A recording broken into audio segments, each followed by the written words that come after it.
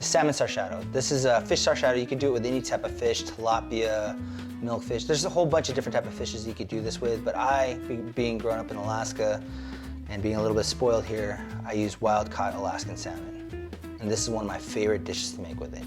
What makes this meal is the sabao, the soup, the broth. All right, it's real simple ingredients. Of course, you have to have fried fish to start with.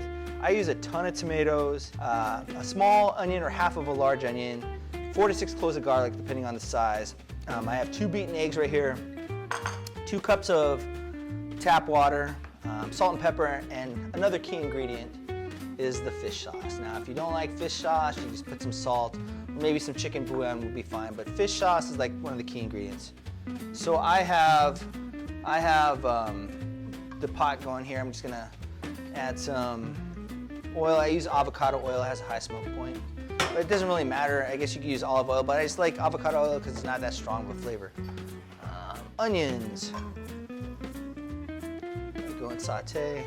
Let's take 4 to 6 minutes. All depends on your pot. Add the garlic.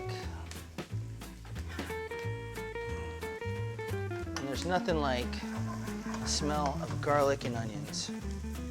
It's really the tomatoes. That's the key to the whole thing, is the tomatoes. And it's the maceration of the tomatoes. If you watched my very first video I made a sinigang video, and I do the same kind of thing. That's what I learned how to do that with my sinigang based on what I did here with my sarciado. So, I got this over medium heat right now. Just want to stir fry it in, get it all to temp. And then I'm just going to cover it.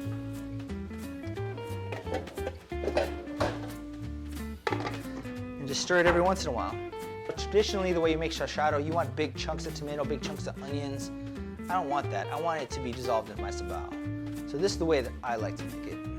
So it's still macerating. But when it starts to break down a little bit like this is when I add that really great smelling thing called patis. And I put about, what is that, 2 tablespoons? 2 tablespoons of fish sauce. Again, everything is to your liking. Because they're starting to mush up a little bit. Almost there. Almost there. That's been about 8 minutes. Now it's starting to get mushy. This is kind of what I'm looking for, this kind of consistency here.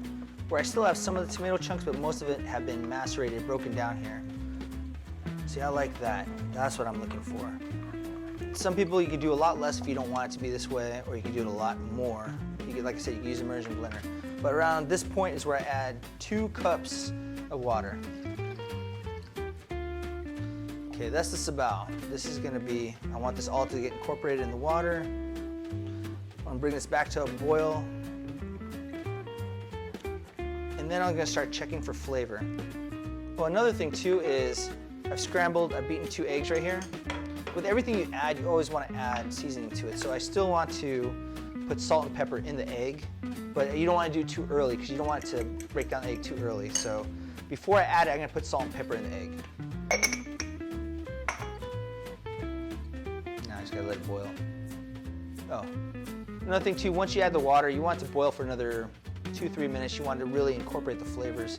You could do it, I use 2 cups, but if you really wanted to, you could put 3 cups here and let it boil for like 20-30 minutes to let it reduce down to what it would be for 2 cups. This is kind of the fast method, but if you really want to get that depth of flavor, yeah, put 3 cups in and let it reduce down till it gets about 2 cups worth.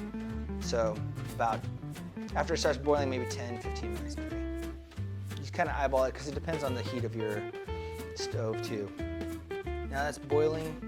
This is when you want to check for taste. Okay. At this point, I could add a little bit of salt. Add a little bit of salt, which I do, just a little bit, not too much. You add a little more fish sauce. You could throw some pepper on there. It's not necessary, but you can.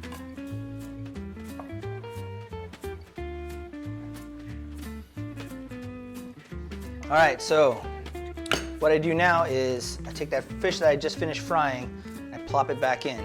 And it's good to use without skin for this example here. So basically I'm just reheating, if I fried it earlier, I'm just reheating the fish a little bit, submerging it in. Some people like to cook it for a long time, I don't. I like to submerge it in, put a little salt and pepper in.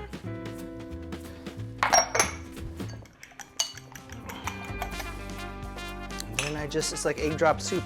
I just put it all around. The egg kind of meld in there.